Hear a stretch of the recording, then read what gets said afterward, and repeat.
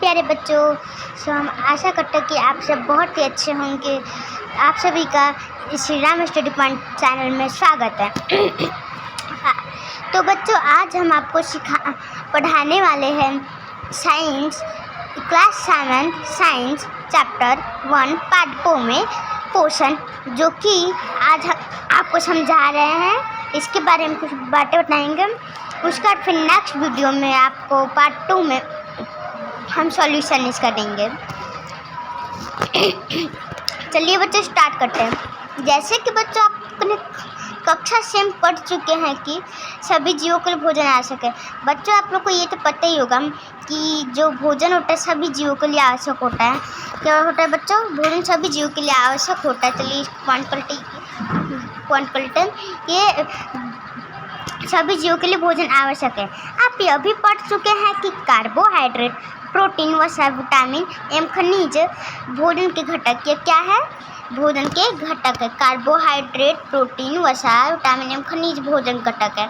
भोजन घटक हम इन पदार्थों कहते हैं। भोजन के ये घटक हमारे शरीर के लिए आवश्यक है तथा इन्हें पोषक कहते हैं। भोजन के घटक हमारे शरीर के लिए आवश्यक तथा इन्हें पोषक कहते हैं। देखिए बच्चों, आप पिछली कक्षा में पढ़ रहे हैं कि सजीव अन्य सभी के लिए भोजन आवश्यक होता है, लेकिन सब भोजन अपना अपना आहार अपने अनुकूलित आवास और निवास के अनुकूलित ही लेते हैं। चलिए चीज़ के आगे बढ़ते हैं। तो नेक्स्ट पॉइंट, सभी जीवों को भोजन की आवश्यकता होती है। क्या बच्चों? सब जीवों को भोजन की आवश्यकता होती है।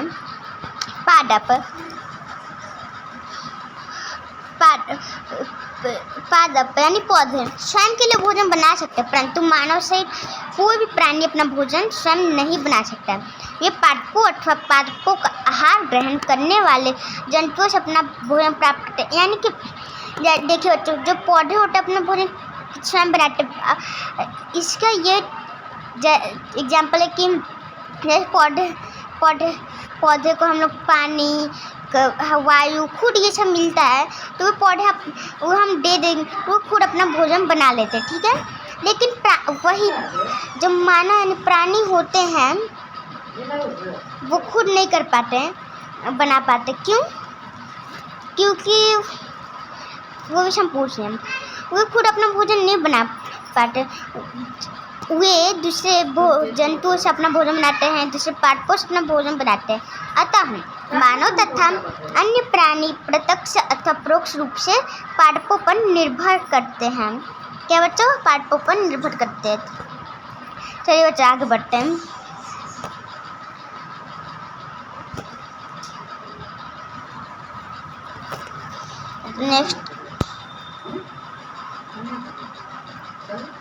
नेक्स्ट क्या है? पादपों में पोषण विधि। केवल पादप ऐसे ही जीव हैं जो जल, कार्बन डाइऑक्साइड एवं खनिज की सहायता से अपना भोजन बना सकते हैं। ये सभी पदार्थ उनके परिवेश में उपलब्ध होते हैं। क्या उनके परिवेश से उनके आवास में उनके अनुकूलित चीज में उपलब्ध होते हैं। पोषक पदार्थ सभी सजीवों के शारीरिक संरचना, विधि तथा क्षतिग्रस्त भागों के रखरखाव के लिए समर्थ बनाते हैं तथा विभिन्न जैव प्रक्रमों के लिए आवश्यक ऊर्जा भी प्रदान करते हैं। सजीवों द्वारा भोजन ग्रहण करने एवं इसके उपयोग की विधि को हम पोषण कहते हैं। चलिए हाईलाइट कर लेते हैं। सभी जीवों द्वारा भोजन ग्रहण करने एवं उसके उपयोग की विधि को पोषण कहते हैं। चलिए, पोषण की वह विधि जिसमें जीव अपना भोजन स्वयं संश्लेषित करते हैं स्वपोषण कहलाते हैं। क्या कहलाते हैं बच्चों? स्वपोषण कहलाते हैं।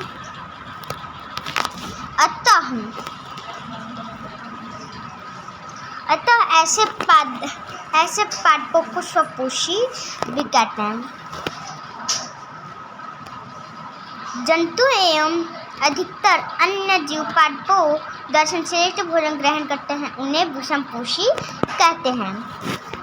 पहले जानना यह चाहते हैं कि पादपों की तरह हमारे शरीर में कार्बन डाइऑक्साइड, जल एवं खनिज अपना भोजन क्यों नहीं बना सकता है। अब हम पूछ सकते हैं कि पादपों में खाद्य फैक्ट्रियाँ कहाँ स्थित है। क्या भोजन पादप के सभी भागों में निर्मित होता है अथवा केवल कुछ विशेष भागों में। पादप अपने परिवेश से कच्ची सामग्री किस प्रकार प्राप्त करते हैं। खाद्य फैक्ट्रियों तथा उनका स्थानांतरण किस प्रकार होता है। चलिए बच्चों आगे बढ़ते हैं। आगे देखिए क्या है। प्रकाश संश्लेषण पादपों में खाद्य संश्लेषण का प्रक्रम पत्तियाँ पादप ही खाद्य फैक्ट्रियाँ हैं। पत्तियाँ पादप ही खाद्य फैक्ट्रियाँ हैं। अतः सभी कच्चे पदार्थ पत्तियों तक पहुँचने चाहिए। मृदा में उपस्थित जल एवं खनिज यानी जड़मूलम द्वारा अवशोषित किए जाते हैं। तने के माध्यम से पत्तियों तक पहुँचाए जाते हैं। पत्ती की सतह पर उपस्थित सूक्ष्म रंध्रों द्वारा वायु में उपस्थित कार्बन डाइऑक्साइड प्रवेश करती है। चलिए आगे बढ़ते जो कि कोशिकाएं हैं। कोशिका के बारे में पढ़ते हैं। कोशिकाएं क्या होती है देखिए। आपने देखा है कि मादे ईंटों से बनती है। इसी प्रकार सजीवों का शरीर सूक्ष्म इकाइयों से बनता है जो कोशिका कहलाती है। कोशिका किसे कहते हैं। सजीवों का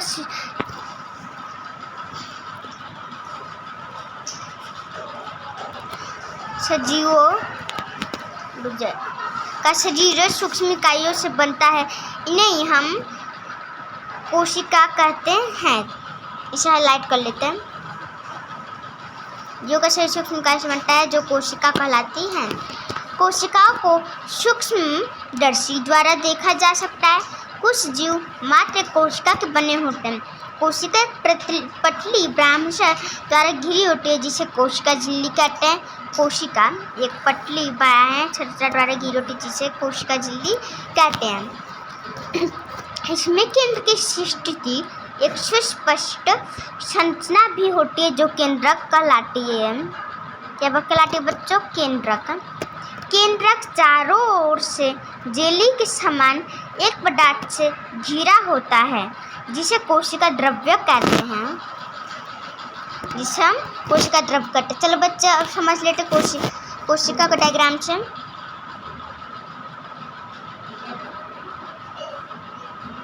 देखिए बच्चों ये केंद्रक ये कोशिका ये पूरा ये कोशिका है और ये कोशिका का केंद्रक है। ये कोशिका द्रव्य है यहाँ और यहाँ पर कोशिका झिल्ली है।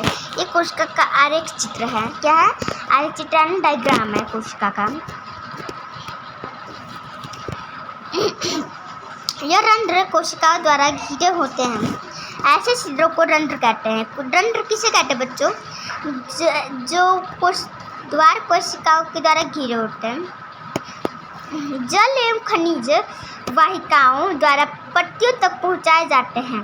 ये वाहिकाएं नली के समान होती है तथा जड़ तना शाखाओं एवं पत्तियों तक फैली होती है। कोशिकाओं की पत्तियों तक पहुँचाने के लिए ये वाहिकाएं एक स्वतंत्र मार्ग बनाती हैं। पादपों पदार्थों के परिवहन के विषय में आप अध्याय 7 में पढ़ेंगे। आगे बढ़ते बच्चों। पत्तियों में खरा वर्णक होता है। पत्तियों में खरा वर्णक होता है जिसे हम क्लोरोफिल कहते हैं। देखिए तो क्लोरोफिल पत्तियों में क्या कार्य करता है। जो पत्तियां हरी हरी हो जाती है वो किस प्रकार से होती है। हरी जो क्लोरोफिल होता है एक प्रकार का वर्णक होता है वही हरा कलर का होता है जो कि पत्तियों में उपस्थित होता है जो कि सूर्य प्रकाश होता है। उसके कारण ही पत्तियां हरी कलर की हो जाती है। लेकिन आप कुछ दिनों बाद देखेंगे कि जैसे जैसे पत्तियां मुरझाती है वैसे वैसे वे पीली हो जाती है। ऐसा क्या कारण है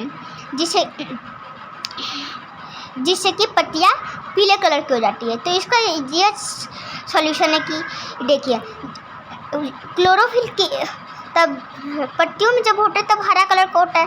वैसे ही जब पत्तियों में क्लोरोफिल होगा ही नहीं तो वो हरा कलर की पत्तियाँ कहाँ से होगी इसलिए पीली हो जाती है पत्तियाँ। चलिए आगे बढ़ते बच्चों। क्लोरोफिल सूर्य के सौर प्रकाश यानी कि ऊर्जा का संग्रहण करने में पत्ती की सहायता करती है। क्लोरोफिल सूर्य यह है आप इसे नोट कर सकते हैं। क्लोरोफिल का ये कार्य है। इस ऊर्जा का उपयोग जल एवं कार्बन डाइऑक्साइड में खाद्य संश्लेषण में होता है। क्योंकि खाद्य संश्लेषण सूर्य के प्रकाश की उपस्थिति है, इसलिए इसे प्रकाश संश्लेषण भी कहते हैं। देखिए बच्चों, यहाँ स्टिकल खाद्य संश्लेषण होता है क्योंकि प्रकाश की उपस्थिति में होता है, इसलिए इसे प्रकाश संश्लेषण कहते हैं। अतः हमने देखा है क्लोरोफिल सूर्य का प्रकाश, कार्बन डाइऑक्साइड एवं जल प्रकाश संश्लेषण के लिए आवश्यक है। इस पृथ्वी पर यह एक अद्वितीय प्रक्रमण है। पट्टियों द्वारा सौर ऊर्जा संग्रहित की जाती है तथा पादप में खाद के रूप में संचित हो जाती है। अतः हम सभी जीवों के लिए सूर्य ऊर्जा का चरम स्रोत है। क्या आप कल्पना कर सकते हैं कि प्रकाश संश्लेषण नहीं होगा तो क्या होगा? इसका आंसर आप कमेंट करिएगा। प्रकाश संश्लेषण न होने की स्थिति में खाद्य उपलब्ध नहीं होगा। सभी जीवों का अस्तित्व प्रत्यक्ष अथवा परोक्ष रूप से पादपों द्वारा निर्मित भोजन पर निर्भर करता है। इसके अतिरिक्त सभी जीवों के लिए परम आवश्यक ऑक्सीजन भी प्रकाश संश्लेषण के द्वारा निर्मित होता है। प्रकाश संश्लेषण की अनुपस्थिति में पृथ्वी पर जीवन की कल्पना असंभव है। यहाँ पे हमने सवाल किया था प्रकाश संश्लेषण नहीं होगा तो क्या होगा, तो यहाँ पे हमें ये देख लीजिए बच्चों, यहाँ पे हमें जवाब भी मिल गया। प्रकाश संश्लेषण के द्वारा निर्मित होती है, परमावश्यक ऑक्सीजन भी होती है। पृथ्वी पर जीवन की कल्पना नहीं है। देखिए बच्चों, अगर प्रकाश संश्लेषण पृथ्वी पर नहीं होगा तो पृथ्वी पर जीवन भी नहीं होगा। क्यों?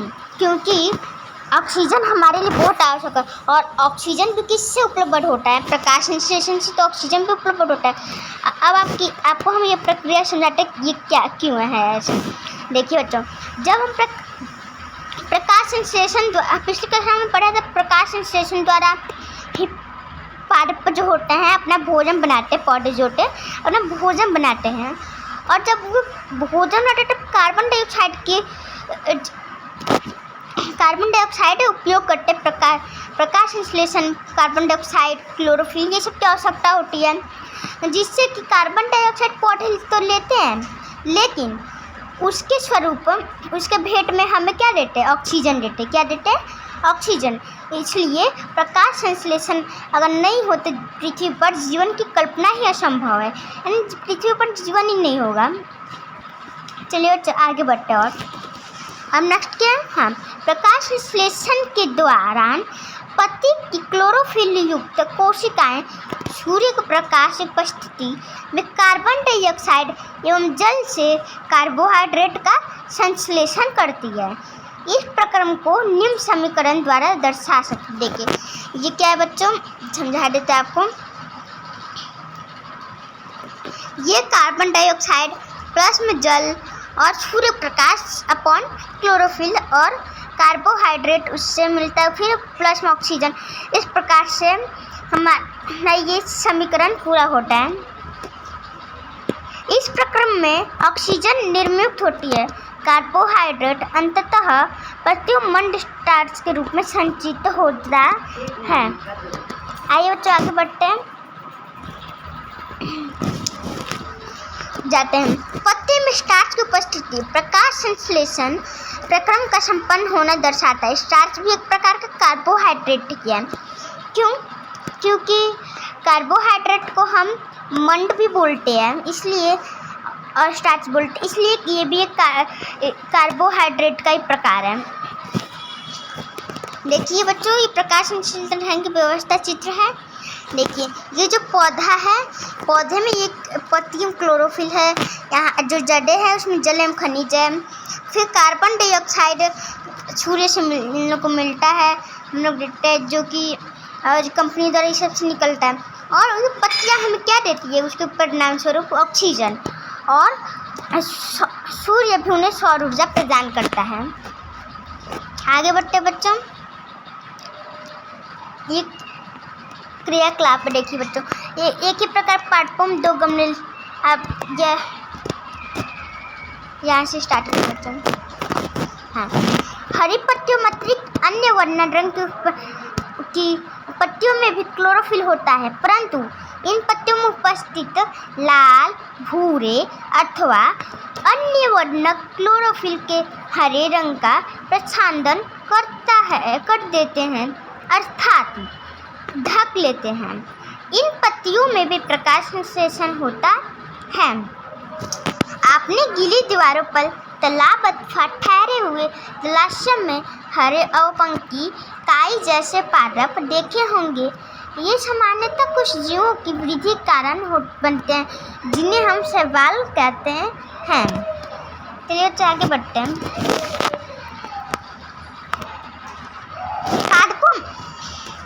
पादपों में कार्बोहाइड्रेट के अतिरिक्त अन्य खाद्य संश्लेषण। अभी आपने पढ़ा कि प्रकाश संश्लेषण प्रक्रम द्वारा पादप कार्बोहाइड्रेट का संश्लेषण करते हैं। कार्बोहाइड्रेट कार्बन, हाइड्रोजन एवं ऑक्सीजन से बनते हैं। इनका उपयोग खाद्य के अन्य घटकों के संश्लेषण में होता है, परंतु प्रोटीन नाइट्रोजनीय पदार्थ नहीं है, जिसमें कार्बन, ऑक्सीजन, हाइड्रोजन के अतिरिक्त नाइट्रोजन भी हो। पादपों को नाइट्रोजन कहाँ से प्राप्त होती है? याद कीजिए, वायु में नाइट्रोजन गैसीय अवस्था में प्रचुर मात्रा में पाई जाती है, परंतु पादप इसका अवशोषण इसी रूप से नहीं कर सकते। मिट्टी में कुछ विशेष जीवाणु होते हैं जो गैसीय नाइट्रोजन को उपयोगी यौगिकों में परिवर्तित कर मृदा में निर्मित करते हैं, अवशोषित कर लिए जाते हैं। संभवतः आपने देखा होगा ही कि किसान अपने खेतों में उर्वरक तथा खाद डालते हैं, जिसमें नाइट्रोजन पदार्थ की उपस्थिति होती है। इस प्रकार अन्य संघटकों के साथ पादपों में नाइट्रोजन की मांग की आपूर्ति होती है। इसके पश्चात पादप खाद के अन्य संघटकों के जैसे कि प्रोटीन एवं वसा संश्लेषण करते हैं। पादपों में पोषण की अन्य विधियाँ। कुछ पादप ऐसे भी हैं जिनमें क्लोरोफिल नहीं पाया जाता है, वे भोजन संश्लेषित करते हैं नहीं कर सकते। वे कैसे जीवित रहते हैं, कैसे पोषक प्राप्त करते हैं? मनुष्य प्राणी की तरह ये पादप भी पोषण के लिए पादपों द्वारा निम्न खाद्य होते हैं। क्या वे विषम पोषण प्रणाली का उपयोग करते हैं? वे को ध्यान से देखिए, क्या आपको एक वृक्ष की तने एवं शाखाओं से लिपटी रस्सी रंग संतरे दिखाई देते? ये एक हमारा बेल का पादप है, इसमें क्लोरोफिल नहीं होता है। ये अपना भोजन उस पादप से प्राप्त करते हैं जिस पर ये आरोहित होते हैं। वह पादप प्रपोषी कहलाते हैं। क्या कहलाते हैं बच्चों? पादप प्रपोषी। क्योंकि हमारे बेल जैसे पादप प्रपोषी अमूल्य वंचित होते हैं, जिन्हें परजीवी कहते हैं। चलिए, क्या आपने ऐसे पादप को देखा अथवा उनके विषय में सुना है जो जंतुओं को भक्षण करते हैं? कुछ ऐसे भी पादप है जो कीटों को पकड़ते हैं तथा इन्हें पचाते हैं। क्या यह विषमकारी होते हैं? विषकारी नहीं है। ऐसे पादप हरे रंग किसी रंग के हो सकते हैं। पादप को देखिए, इसे गड्ढे के समान दिखाई देते हैं। वास्तव में इस पट्टी के रूपांतर गड्ढे के अंदर अनेक रोम होते हैं जो नीचे की ओर ढलके होते हैं, अर्थात अधोमुखी होते हैं। जब कोई कीट गड्ढे में प्रवेश करता है तो यह उसके रोमों के ढक्कन रोमों के बीच फंस जाता है। गड्ढों में उपस्थित पाचक रस द्वारा कीटों का पाचन होता है। कीटों को भक्षण करने वाले ऐसे पादपों को हम कीटभक्षी पादप कहते हैं।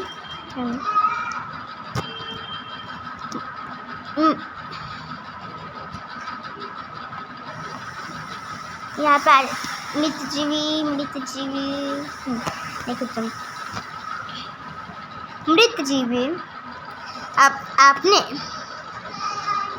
आपने बाजार में छत्रक यानी मशरूम बिकते देखे होंगे। आपने तो उन्हें खाए भी होंगे। वर्षा के दिनों वृक्षों की सड़ी गली टूटती तनों छाल पर छत्ते के समान गुच्छे भी देखे होंगे। आइए देखें कि जीवन यापन है तो इन्हें किस प्रकार के पोषकों की आवश्यकता होती है और वे कहाँ से प्राप्त होते हैं।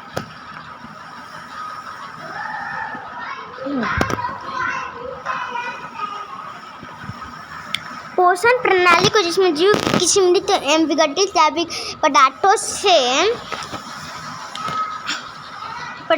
मृत एवं विघटित जैव पदार्थ प्राप्त करते हैं, मृत जीव पोषण कहलाती है।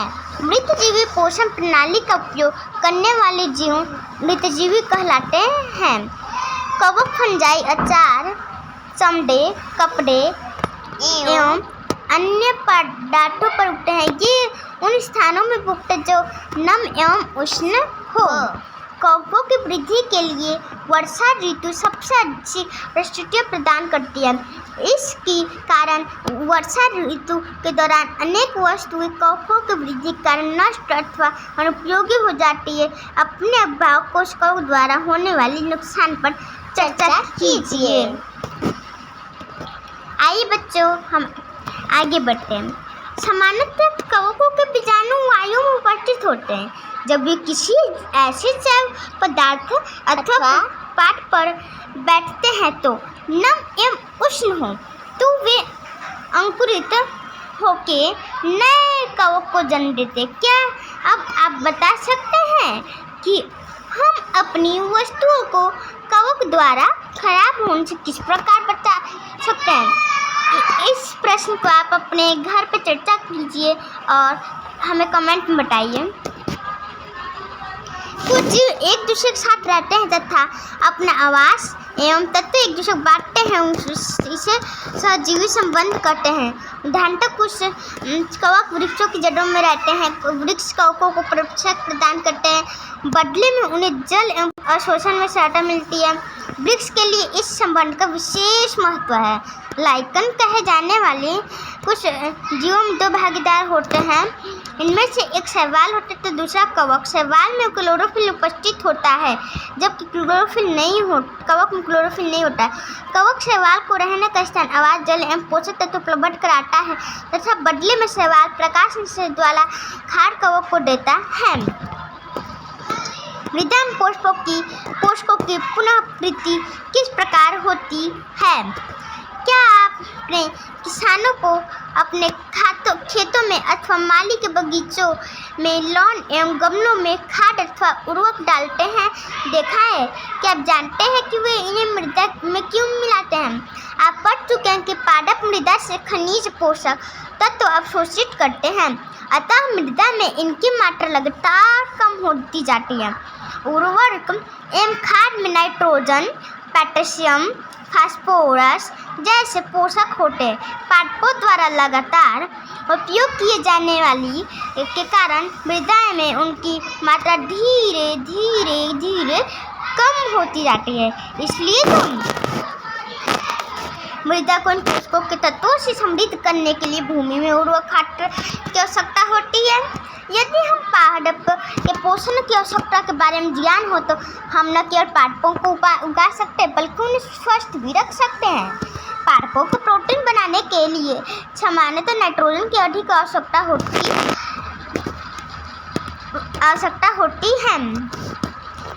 फसल कटाई के बाद मृदा में नाइट्रोजन की कमी हो जाती है। यद्यपि वायु में नाइट्रोजन गैस प्रचुर मात्रा में उपलब्ध होती है, परंतु पादप इसका उपयोग उस प्रकार करने में समर्थ होते हैं जैसे वे कार्बन डाइऑक्साइड का उपयोग करते हैं। पौधे नाइट्रोजन को विलेय रूप में ही अवशोषित कर सकते हैं। कुछ जीवाणु को जो बियम कहलाते हैं वायुमंडलीय नाइट्रोजन को विलेय पदार्थों में परिवर्तित कर देते हैं, परंतु राई अपना भोजन स्वयं नहीं बना सकते। ये चना, मटर, मूंग, सेम तथा अन्य फलीदार पादपों में जड़ों में रहते हैं तथा नाइट्रोजन की आपूर्ति होती है। अधिकतर दालें फलीदार पादपों जीवाणु को वास एवं खाद प्रदान करते हैं, अतः उनमें सहजीवी संबंध होता है। इस संबंध का किसानों के लिए विशेष महत्व है।